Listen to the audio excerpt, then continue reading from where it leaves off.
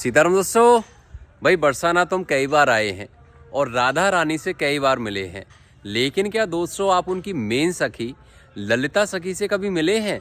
तो आज मैं आया हूं दोस्तों ललिता सखी के गांव ऊंचा गांव में। और आज दोस्तों मैं आपको दर्शन कराऊंगा यहाँ विराजित ललिता सखी के, राधा रानी के और हमारे कन्हैया के। पिछले व्लॉग में दोस्तों हमने दर्शन किए थे गांव पिसावा के उन जंगल और झाड़ियों के, जहां आकर अश्वत्थामा को उसके पेन में राहत मिली थी। और यहीं विराजित काफी प्राचीन राधा रानी के और कन्हैया के यहाँ के दोस्तों दर्शन करके हम चल पड़े आगे ऊंचा गांव की तरफ, जो कि राधा रानी की अष्ट सखियों में से मेन सखी ललिता सखी का गांव है। ये गांव दोस्तों राधा रानी के गांव यानी कि बरसाना से 4 या 5 किलोमीटर की ही दूरी पर है। और यहाँ आप दर्शन करेंगे नारायण भट्ट जी द्वारा प्रकट ललिता सखी के, राधा रानी के और कन्हैया के। नारायण भट्ट जी कौन थे ये जानकारी मैं आपको अगले व्लॉग्स में दूंगा। अभी आप ये जान लें कि जिन राधा रानी के दर्शन हम बरसाना में करते हैं उनको भी नारायण भट्ट जी ने ही प्रकट किया था। अब जैसे जैसे मैं आपको यहाँ की कहानी बताता जाऊंगा वैसे वैसे आप यहाँ के दर्शन करते चलना।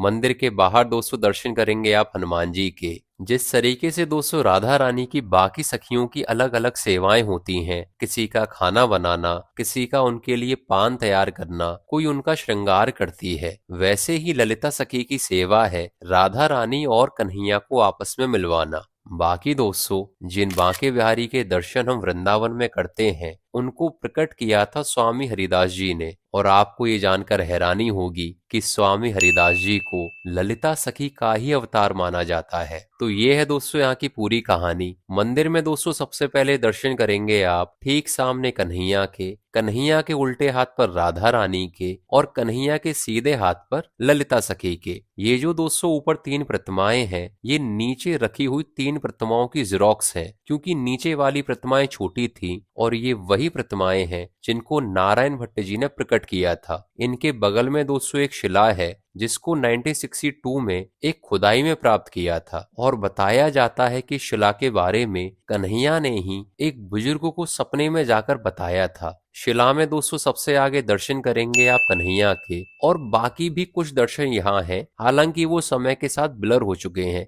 तो यही था दोस्तों यहाँ का कंप्लीट व्लॉग। अब मिलेंगे आपसे अगले व्लॉग में किसी नए मंदिर और नई कहानी के साथ। तब तक के लिए ललिता सखी को, राधा रानी को और कन्हैया को सीताराम कहना ना भूलें।